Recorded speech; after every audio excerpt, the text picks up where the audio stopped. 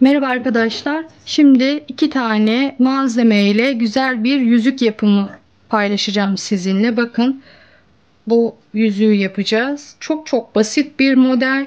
Bunu hepinizin yapacağını düşünüyorum. Sadece elinizde malzemeleriniz olsun ve yapımına başlıyoruz. Arkadaşlar, bunun için mutlaka ip kullanın. Misine kullanmıyorsunuz kesinlikle. Şimdi gördüğünüz gibi kenarları altınla bitmiş. O yüzden altınla başlıyorum. Quarter tila ve half tila, yani Türkçe tabiriyle çeyrek ve yarım tila kullanıyorum. Şimdi sırayla çeyrek, yarım, çeyrek, yarım ve çeyrek. Kaç tane oldu? 1, 2, 3, 4, 5 tane oldu. Şimdi şu 5 taneyi şöyle ipimi aşağıya getirdim. Birazcık da şöyle diğer parmağımla tutuyorum düşmesin diye. Şimdi yine aynı şekilde dizilimi alıyoruz. Çeyrek, yarım, çeyrek, yarım ve çeyrek. Bunun bilekliğini de yapabilirsiniz arkadaşlar. Aynı sistemle. Şimdi bunları aldık. İpim buradan çıktı. Ben tam tersi yönünden hepsinin içinden geçeceğim.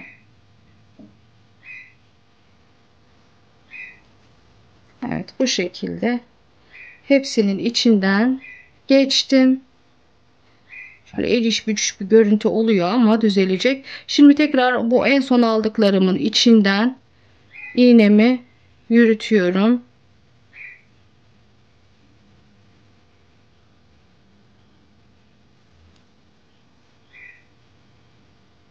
Şöyle tekrar başa geliyorum.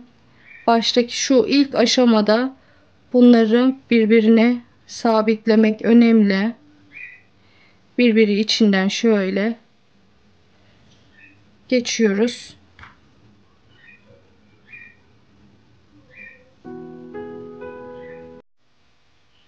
Yine bu başa da gelebilirsiniz. Hiç fark etmez. Tamam, şu başa gelelim. Diğer baştan da çıkabilirsiniz. Ben şu an şöyle bu başa geldim.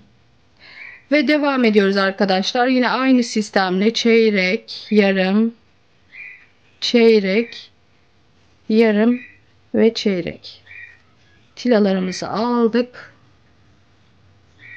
Şöyle tam tersi yönünden geçtim ve bu boncukların içinden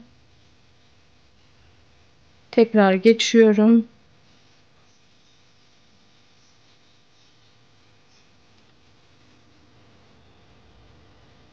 Başa çıkıyorum.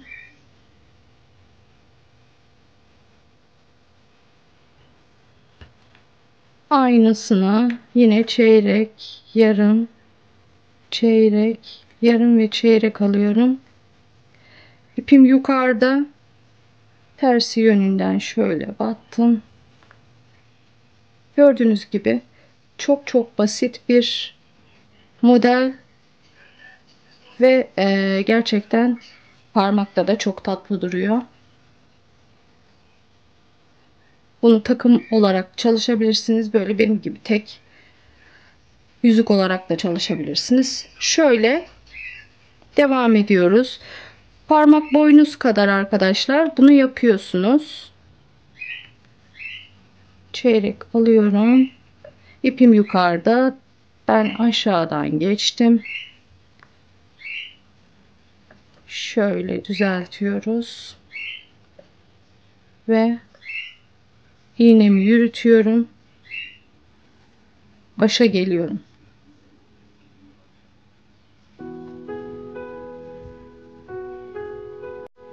Evet, bakın gayet hem basit hem de çok şık oluyor.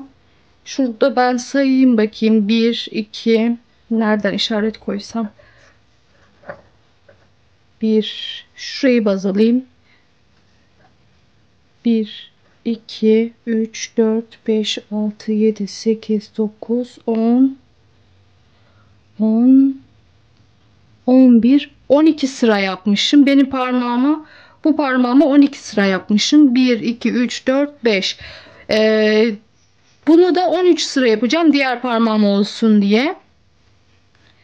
Siz de kendi parmak ölçünüze göre bunu yapın arkadaşlar. Herkesin parmağı ölçüsü farklı. Evet. Şöyle bunu 13 sıra yapıp ben geleyim. Sonra da birleştirmesini göstereyim size. Bakın gayet kolay. Hiç bir şey yok. Yani zorlayıcı bir model değil. Yapacağınız çok basit.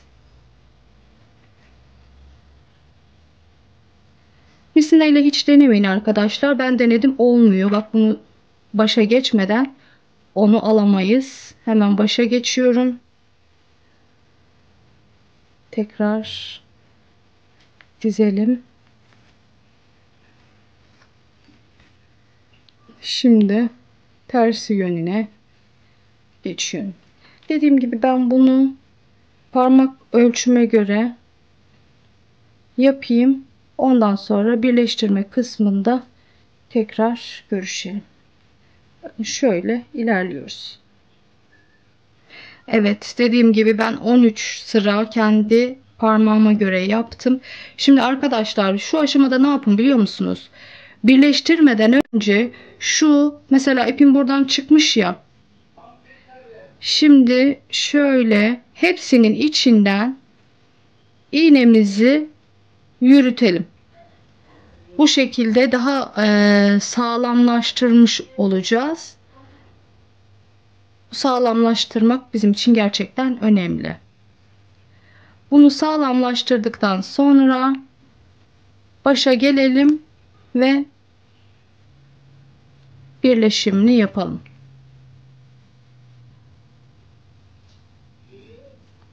Evet, şu şekilde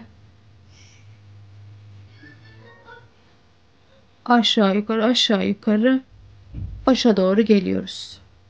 Dediğim gibi arkadaşlar, bunu bileklik olarak da çalışabilirsiniz. Böyle yüzük olarak da çalışabilirsiniz. Takım da yapabilirsiniz. Ben bunu kendime takım yapacağım. Yüzüğünü görenler çok beğendi. Kardeşim hatta abla dedi, bana da yap. Her şeyi beğenmez ama bunu beğendi. Nerede bu ip? Bak nereden çıkmışım. Görüyor musunuz? Bunlara dikkat edin çıkarken. Delikten geçmemişim. Heh. Şimdi ilerlemeye devam ediyorum. Böyle hepsinin içinden geçip şu en başa geliyoruz.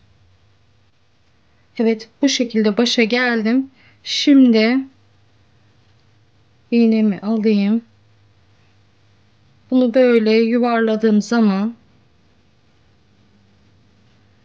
ne yapıyoruz? İpim yukarıda, hemen karşı tarafın yukarıdaki boncuklarından geçiyorum. Bir o taraftan bir bu taraftan bu şekilde yaparak arkadaşlar yüzüğümüzü kapatmış oluyoruz. Şöyle hepsinden geçiyorum. Bu tarafa atlıyoruz. Yakın çekim olunca elim direkt çıkıyor.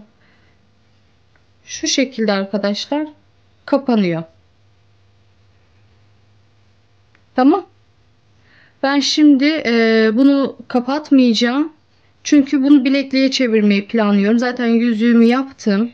Şöyle bakın.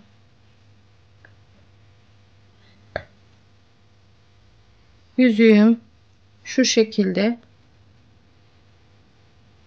Yaptım bunu. Bunu da bileklik olarak devam edeceğim. Takım olarak çalışmak istedim. Şimdilik bu kadar anlatacaklarım. Yapacaklara kolay gelsin. Yeni bir modelle görüşmek üzere. Hoşça kalın.